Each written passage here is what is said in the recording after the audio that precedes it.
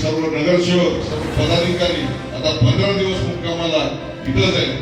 विजय निश्चित आपलाच आहे. ही छत्री उन्हाळ्यामध्ये आपल्याला सावली देणारी छत्री आहे.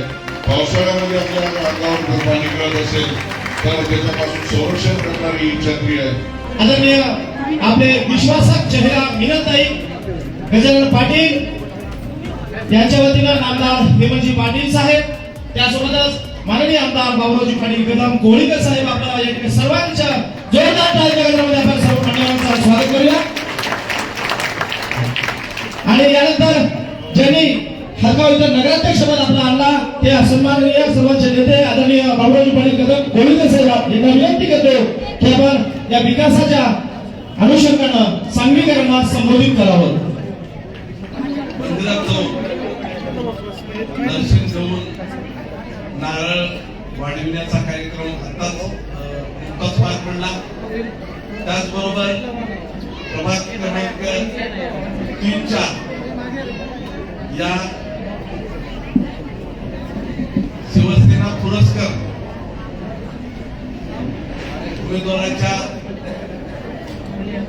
उमेदवार मिनलताई पाटील यांच्या कार्यालयाचा सुद्धा आपले शिवसेनेचे मराठवाड्याचे नेते आदरणीय आमदार हेमंतभाऊ पाटील यांच्या शुभ हस्ते व सर्व कार्यकर्त्याच्या हस्ते आताच संपन्न झाला. त्याचबरोबर आमचे शिवसेनेचे जिल्हा प्रमुख, महिला जिल्हा प्रमुख भांगेताई विवेक देशमुख, या सांगली प्रभागातील कार्यकर्ते माधवरावजी कोकाटे, सर्वांची नाव घेत नाही. खर तर आताच आम्हाला पत्रकार विचारू लागले की तुम्ही कसे काय प्रचाराला इकडे. अहो, ज्या उमेदवारांनी फिरायचं घर नाही, मुंबईहून येऊन त्यांचे मिस्टर गजेंद्रराव पाटील मुंबईला डॉक्टर श्रीकांत शिंदेसाहेब फाउंडेशन मध्ये काम करतात. मग ती लाडकी बहीण असो किंवा शासन आपल्या दारी हा कार्यक्रम गजेंद्ररावजी त्या टीम मध्ये होते. यशस्वीरित्या महाराष्ट्र राज्याचे माजी मुख्यमंत्री आताचे उपमुख्यमंत्री एकनाथरावजी शिंदे साहेब यांच्या माध्यमातून राबला गेला. आतापर्यंत कधी या बहिणीकडे कोणी बघितलं नव्हतं, परंतु मागच्या वर्षी मुख्यमंत्री होते एकनाथरावजी शिंदे साहेब. खरं तर गोरगरीब लाडक्या बहिणीला प्रथम न्याय कोण दिला असेल तर महाराष्ट्र राज्याचे माजी मुख्यमंत्री एकनाथरावजी शिंदे साहेब. म्हणूनच ते आज लाडक्या बहिणीचे भाऊ झालेले आहेत. आणि मंडळी, मुंबईहून येऊन इथं स्वतःचं घर बांधायचं, हाच प्रभाग निवडायचा. अहो, या प्रभागात काम करणं म्हणजे मी मागच्या वर्षी सुद्धा प्रचार केला आणि आता सुद्धा बघितलं. आपल्याकडे एक म्हण आहे, विषयाची परीक्षा घेऊ नये, त्या पद्धतीनं आहे. म्हणजे एखाद्या वेळेस आपण समजू शकतो की बाबा ही कॉलनी इथं 18 पगड जातीचा समाज राहते. आज आमच्या आदगाव मतदारसंघातले 4 ते 5 हजार नागरिक या सांगली प्रभागामध्ये राहतात. त्याच्यामुळं मुंबईहून येऊन इथं स्वतःचं घर तयार केलं, स्वतःच 24 तास लोकांसाठी कार्यालय चालू केलं आणि त्यांच्या माध्यमातूनच जनतेची सेवा. एक छोट्या छोट्या गोष्टी असतात जे की इथं नेहमी 24 तास कुठं 500 रुपये खर्च येते, 100 रुपये 200 रुपये जसं आलं तसं ते कम्प्युटरवाले घेतात. परंतु सगळे फॉर्म, मग निराधाराचा फॉर्म असो, म्हाताऱ्या 65 वर्षाच्या वरच्या पगारी चालू करण्याचं काम मिनलताईने इथं सुरुवात केलेली आहे. केवायसीचं काम इथं मोफत, जे काय फक्त तुम्ही पेपर आणून द्यायचे, इथं काम करून घ्यायचं. हे कार्यालय 5 वर्षासाठी आपल्या सेवेत राहणार आहे. म्हणूनच स्वतःचं घर बांधून कार्यालय करून तुमची सेवा करण्याचं मिनताईने ठरविलेलं आहे. मी जास्त वेळ घेत नाही. आताच मिलगेट साईडला एक प्रचार कार्यालयासाठी हेमंत भाऊला जायचं आहे. त्याच्यानंतर ह्याच प्रभागामध्ये मला वाटते लोरी चौकात दुसरी सभा आहे. तरी विनंती करायची की एक सुशिक्षित त्याचबरोबर उच्च शिक्षित आणि इंजिनियर असलेली आज मिनलताई यांना आम्ही या प्रभागासाठी उभं केलेलं आहे. त्यांची निशाणी छत्री आहे.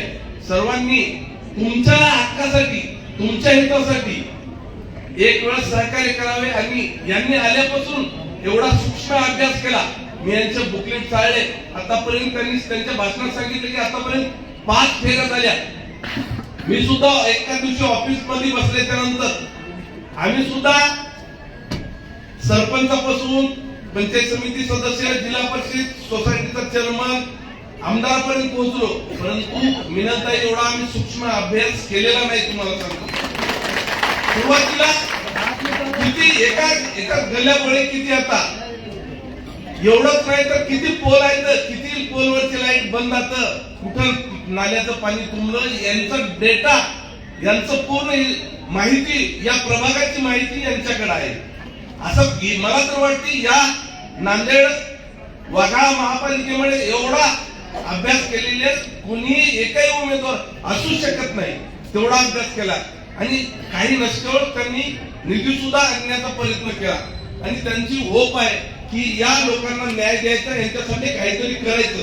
म्हणून एक वेळ छत्री या निशाणीवर येणाऱ्या 15 तारखेला बटन दाबून मिनलताईला विजयी करा आणि आपल्या हक्काचा माणूस महापालिकेमध्ये पाठवा आणि आपले गोरगरिबाचे काम करून घ्या.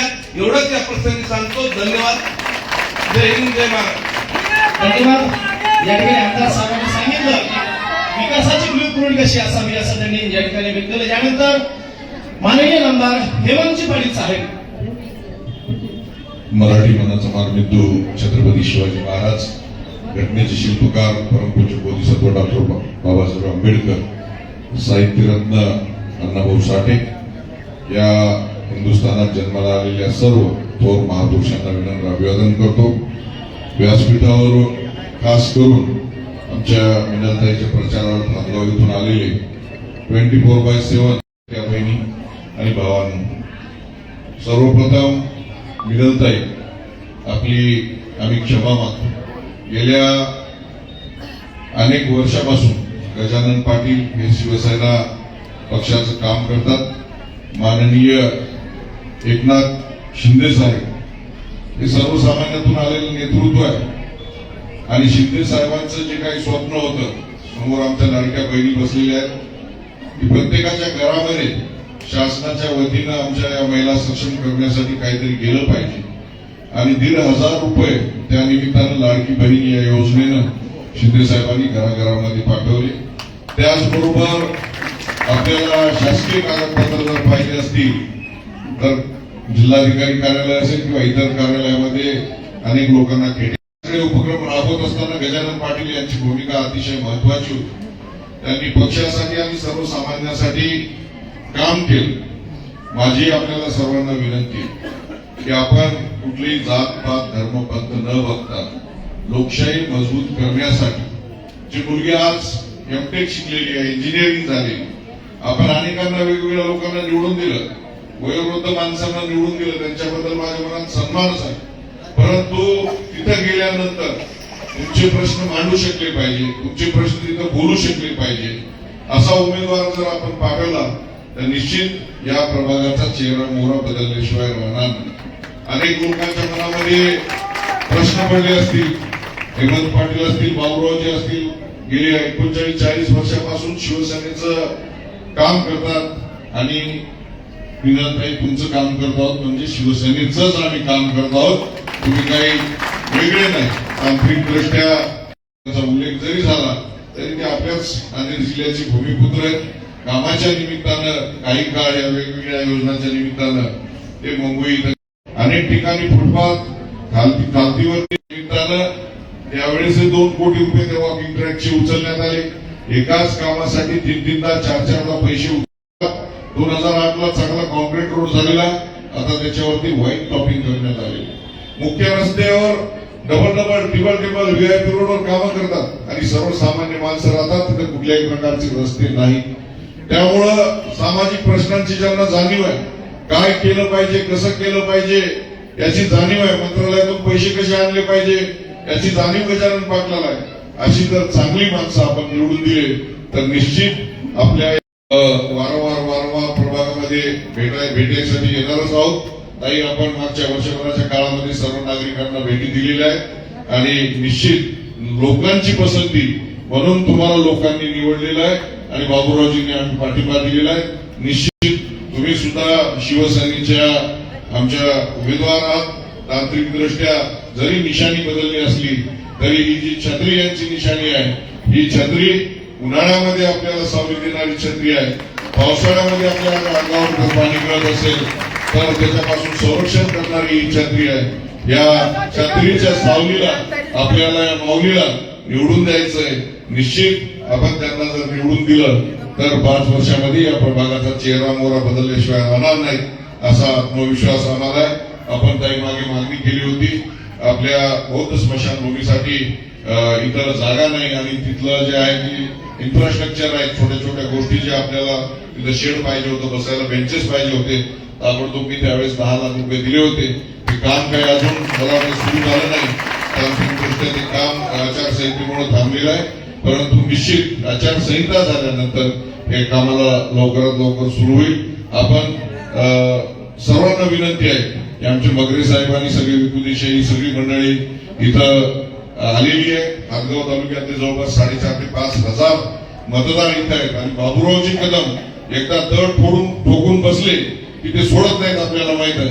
त्याच्यामुळे बाबूरावजी कदम यांची पूर्ण हातगावची नगरपालिकेचे सर्व नगरसेवक, सर्व पदाधिकारी आता 15 दिवस मुक्कामाला इथंच आहेत. त्याच्यामुळं गजू पाटील, आपण मनामध्ये काही संदेह किंवा किंतु परंतु बाळगू नका. विजय निश्चित आपलाच आहे आणि चांगले माणसं पाठवण्याची परंपरा नांदेडकरांची आहे. ताई, तुम्ही निश्चित विजयी होणार. या विजयासाठी शुभेच्छा देतो आणि थांबतो. जय हिंद, जय महाराष्ट्र. आणि वार्ड दत्तक घ्या म्हणून गजू पाटलांनी सांगितलेलं होतं, त्याच्यामुळे निश्चितच तुमचा वार्ड आम्ही दत्तक घेतो. मी विधान परिषदेवर आहे. तुम्हाला जिथं या वार्डामध्ये निधी लागत असेल तो निधी निश्चित आमच्याकडे दिला जाईल एवढा शब्द देतो आणि थांबतो. यानंतर मगरे साहेबांना विनंती करतो की आपण सविस्तर असं प्रचाराचं भाषण करावं. धन्यवाद. जखमा रोज